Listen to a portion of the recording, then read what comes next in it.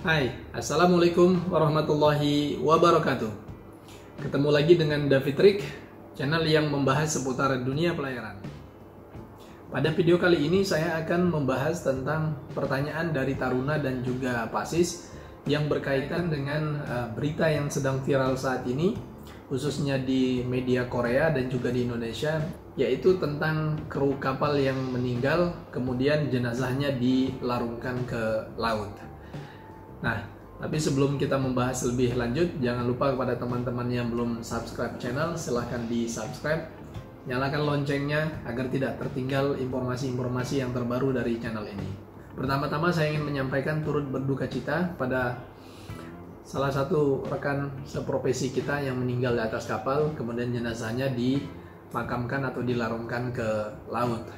Semoga amal ibadahnya diterima oleh Allah Subhanahu wa Ta'ala dan keluarga yang ditinggalkan diberikan ketabahan dan kesabaran, dan tentunya hak-hak daripada sahabat kita itu yang sudah meninggal tersebut itu bisa dipenuhi oleh pemilik kapal ataupun agensi yang menaungi mereka saat bekerja di atas kapal.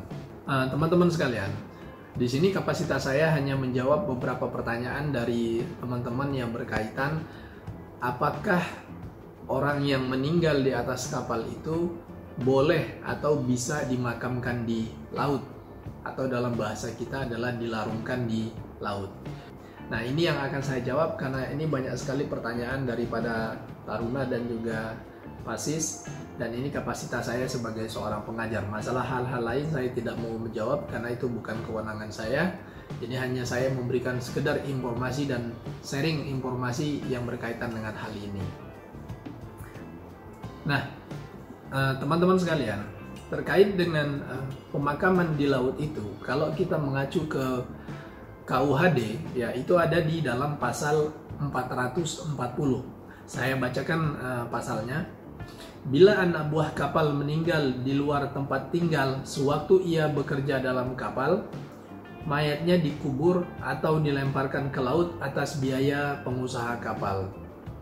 Ini kalau kita lihat dari bahasanya memang sepertinya agak nggak enak didengar, karena di sini bahasanya adalah dilemparkan ke laut atas biaya pengusaha kapal. Itu ada di dalam pasal 440. Nah, itu ada di dalam 440. Tapi teman-teman sekalian, tidak semudah itu atau tidak segampang itu kita mencernanya, ya.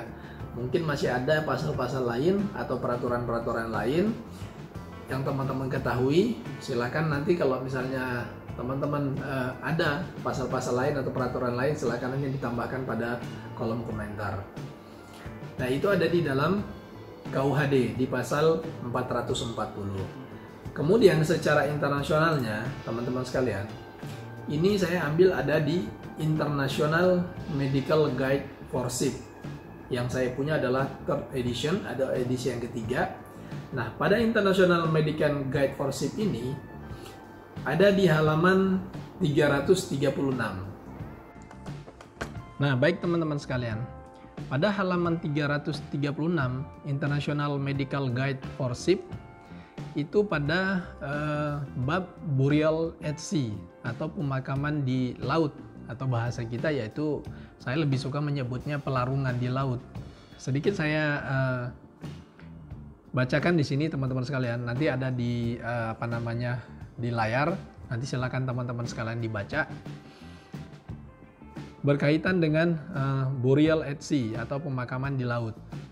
Nah, teman-teman sekalian, pada International Medical Guide for Ship yaitu pada bab burial at sea, sedikit saya bacakan di sini ya. Nanti teman-teman sekalian bisa lihat. Pemakaman di laut harus dianggap sebagai sebuah upaya terakhir, ya. Jadi menjawab daripada pertanyaan Taruna tadi bahwasanya apakah memang kru kapal meninggal di atas kapal kemudian dilarungkan atau dimakamkan di laut itu bisa dilakukan. Nah, kalau dari burial at sea ini sebenarnya ya teman-teman sekalian bisa baca ya, bahwasanya itu bisa dilakukan, tapi itu adalah upaya yang terakhir sekali atau tindakan terakhir sekali yang harus dilakukan dengan persyaratan-persyaratan tertentu. Nah, mari kita teruskan. Nah, di sini dikatakan bahwasannya selalu dibawa ke pelabuhan berikutnya jika memungkinkan. Nah, jadi di sini adalah kalau misalnya ada ABK kapal yang meninggal di atas kapal, sebisa mungkin jenazahnya itu dibawa ke pelabuhan berikutnya atau ke pelabuhan yang terdekat untuk kemudian diturunkan, kemudian diproses lebih lanjut dan sampai bisa dipulangkan, dikembalikan kepada keluarganya. Karena di sini dikatakan adalah burial at sea adalah sebagai upaya yang terakhir, ya. Jadi kalau memang itu bisa dipulangkan, itu maka harusnya dipulangkan. Kemudian tubuh dapat dikubur di laut jika tidak ada kecurigaan terhadap permainan curang dan tidak memungkinkan menjaga tubuh tetap aman di atas kapal. Jadi dilakukannya pemakaman di laut itu tadi jika yang pertama misalnya di sini dikatakan tidak adanya permainan curang, dalam arti kata tidak ada perbuatan curang, itu mungkin tidak adanya hal-hal yang dicurigai atas kematian daripada korban. Nah, tidak ada kecurigaan misalnya terjadinya kekerasan, terjadinya kriminal dan lain-lain, ya. Kemudian dikhawatirkan kalau misalnya jenazah itu disimpan di atas kapal, itu justru membahayakan kru yang ada di atas kapal. Nah, dan kita tidak bisa menjaga bahwasannya korban itu tetap berada di atas kapal. Maka opsi untuk pelarungan atau penguburan di laut itu baru bisa dilaksanakan. Kemudian lanjut. Atau jika anggota keluarga terdekat telah menyetujui. Nah, di sini dalam kurungnya, di dalam burial at sea ini disampaikan, hati-hati untuk menyetujui permintaan jenis ini jika Anda tidak dapat memastikan penyebab kematian. Jadi untuk dilakukannya burial at sea atau pemakaman di laut itu sangat hati-hati sekali. Kenapa? Karena ini pasti akan berbuntut panjang.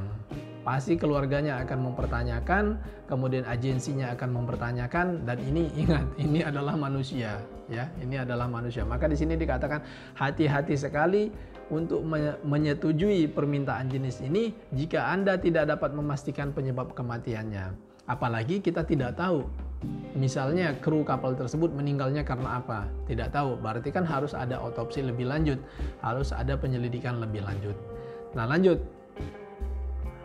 Nah, ini teknis sekali teman-teman di bawahnya terkait dengan burial at sea ini ada teknis yang saya sampaikan, ini adalah teknis pemakamannya, yaitu korban tadi atau kru yang meninggal tadi adalah penguburan di laut. Tubuh secara tradisional dibalut menggunakan selembar kampas yang lebar, panjangnya 4,5 meter. Kampas diperlebar menggunakan beberapa batang yang dijahit di kedua sisi kaki. Kemudian ada lagi di sini dikatakan bahwasanya perhatikan bahwa kain kapan harus terbuat dari bahan yang sangat kuat dan cukup berat agar dapat tenggelam dengan cepat dan tubuh terendam dengan permanen. Harus ada 3 atau 4 celah atau lubang di material untuk memungkinkan gas dekomposisi keluar dan mencegah pengapungan karena udara yang terperangkap. Nah, ini sangat teknis sekali teman-teman sekalian, ya. Ini adalah teknis kalau misalnya harus dilakukannya penguburan di laut gitu. Kemudian ya di sini yang saya garis bawahi juga bahwasanya di dalam burial at sea ini untuk orang yang meninggal tadi kita harus memperhatikan adat istiadat dan agama orang tersebut. Jadi kita harus melakukan sebuah ritual yang berkaitan dengan agama dari orang yang meninggal tersebut jika memungkinkan, ya. Nah, kemudian di sini dikatakan untuk mempersiapkan tubuh untuk penguburan di laut, yang pertama adalah letakkan tubuh di atas permukaan yang rata, meluruskan kaki dan lengan, mengunci jari-jari di atas paha, sikat rambut sampai bersih dari dahi, mencuci muka, amankan rahang melewati perban di bawah dagu dan di atas kepala, di mana itu dapat diikat atau dijepit. Dan masih banyak lagi teman-teman sekalian, ya, dan masih banyak lagi teknis-teknis ataupun tindakan-tindakan yang harus dilakukan step demi stepnya jika akan melakukan penguburan di laut, ya, penguburan kru kapal yang meninggal di laut. Nah, ini menjawab pertanyaan daripada taruna di kelas online saya, kemudian pertanyaan dari beberapa siswa, bahwasanya terkait dengan kemarin adanya video ada kru kapal yang meninggal di atas kapal, kemudian jenazahnya dilarungkan di laut. Nah, bertanya apakah memang bisa dilakukan hal seperti itu. Lagi-lagi saya sampaikan kapasitas saya sebagai pengajar, saya mencari beberapa referensi. Nah, referensi itu ada di dalam KUHD dan juga ada di dalam International Medical Guide for Ship. Nanti Pak teman-teman sekalian bisa baca ya. Di sini ada sekitar 492 halaman ya di International Medical Guide for Ship ini. Salah satunya adalah yang berkaitan dengan burial at sea atau pemakaman di laut.